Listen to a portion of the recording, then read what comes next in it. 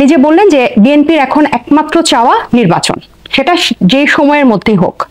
5ই আগস্টের আগে বাদ দিলাম, 5ই আগস্টের পরে 6ই আগস্ট পর থেকে বিএনপির একটাই রাজনীতি, সেটা হচ্ছে তারা নির্বাচন চায়।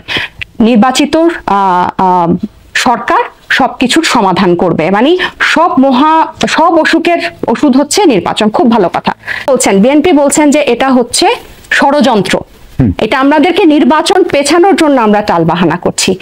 আমরা ইতিমধ্যে আমরা দেখলাম বিভিন্ন উপদেষ্টা নানান কথা বলছেন। কেউ বলছেন এই বছরের মধ্যেই হবে, কেউ বলছেন সামনের বছরের শুরুতে হবে, এক একজন এক এক কথা বলছেন। আবার যেই যা বলছেন পরবর্তীতে দেখা যাচ্ছে প্রেস উইং থেকে বলা হচ্ছে এগুলো তাদের ব্যক্তিগত মতামত।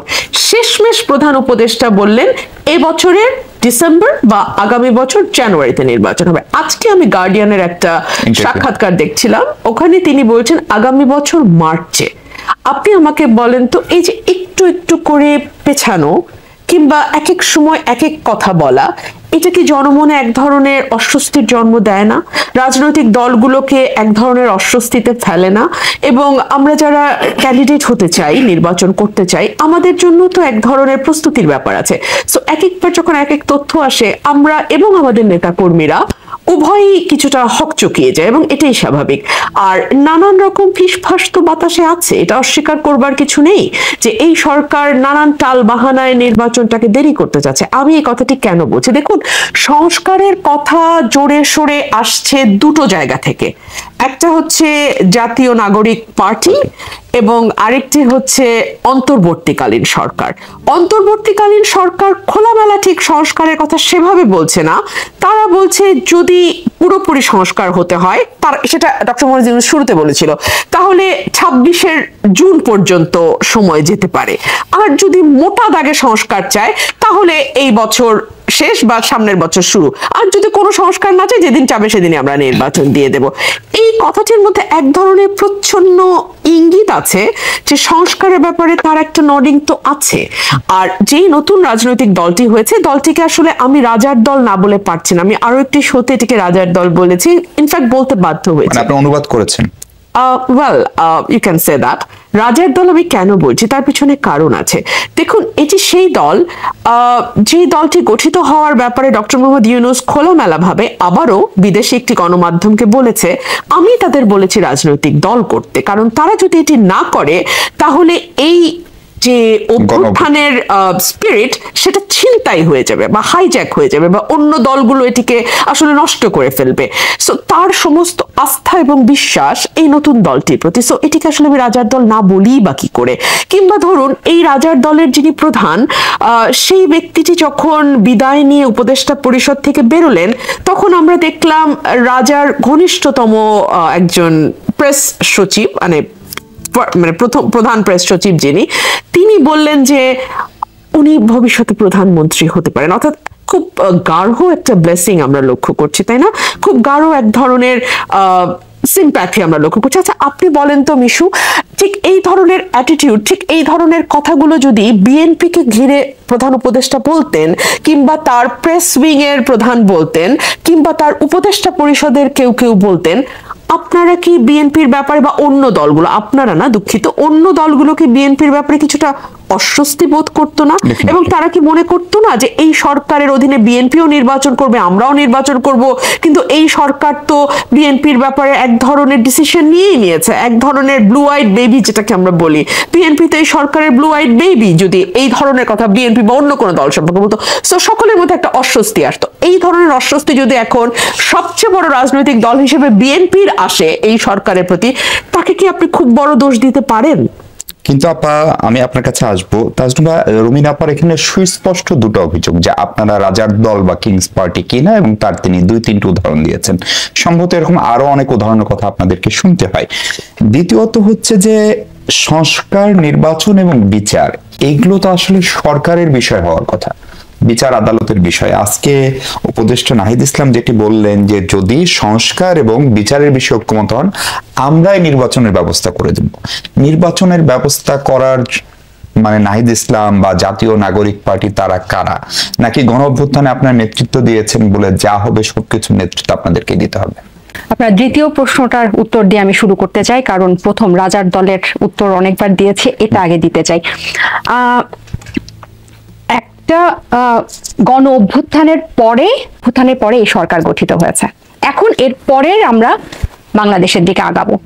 এর পরের বাংলাদেশকে কিন্তু এই তরুণ সমাজ নতুন ভাবে দেখতে চায়, খুব পরিষ্কার কথা।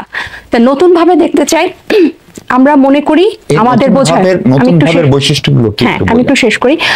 নতুন ভাবে দেখতে চাই এবং আমাদের বোঝাপড়ায় বলে যে মুক্তিযুদ্ধের পর একটা স্বাধীন ভূখণ্ডে যে বাংলাদেশের মানুষের যে গণতান্ত্রিক মুক্তি সেটা ব্যর্থ হয়েছে। আমরা সুযোগ পেয়েও সেটা হারিয়েছি এবং এই দফা আমরা ইতিহাস থেকে শিক্ষা নিয়ে আমরা বলছি এটা আমরা আর হতে দিব না। এবং এছাড়া এর মাঝে আরো অনেক পরিক্রমা আছে, আমাদেরকে আশঙ্কা আমাদের মধ্যে তৈরি করার জন্য ব্যর্থ হবে। এই অবস্থায় আমরা বলছি যে আমরা খুব সুন্দরভাবে সুস্পষ্টভাবে যেভাবে গণ অভ্যুত্থানে সব ধরনের ফ্যাসিবাদ বিরোধী শক্তি অংশ নিয়েছিল সবাইকে নিয়ে আমরা নতুন বাংলাদেশে যাব। এখন এই নির্বাচন, নিজে বললেন যে বিএনপির এখন একমাত্র চাওয়া নির্বাচন, সেটা যে সময়ের মধ্যেই হোক। 5ই আগস্টের আগে বাদ দিলাম, 5ই আগস্টের পরে 6ই আগস্ট পর থেকে বিএনপির একটাই রাজনীতি, সেটা হচ্ছে তারা নির্বাচন চায়। নির্বাচিত সরকার সবকিছুর সমাধান করবে, মানে সব অসুখের ওষুধ হচ্ছে নির্বাচন। খুব ভালো কথা। এখন তারা নির্বাচনটা চাচ্ছে সংসদ নির্বাচন, আমরা বলছি আমরা গণপরিষদ নির্বাচন চাচ্ছি, কারণ আমরা একটা নতুন বাংলাদেশের পথে যাচ্ছি। আমরা মনে করি যে প্রথম যে মুক্তিযুদ্ধের যে আকাঙ্ক্ষা সেটা বাস্তবায়ন হয় নাই, মানুষের মানবাধিকার লঙ্ঘন হয়েছে এবং একটা ফ্যাসিজম থেকে আমরা একটা গণতান্ত্রিক পথে যাচ্ছি, একটা ঐতিহাসিক মুহূর্ত। আমরা চাই গণপরিষদ নির্বাচন। এটাও একটা নির্বাচন, এটাও একটা নির্বাচন। এমন না যে গণপরিষদ নির্বাচন হলে আমরা জিতবো আর জাতীয় সংসদ নির্বাচন হলে বিএনপি জিতবে।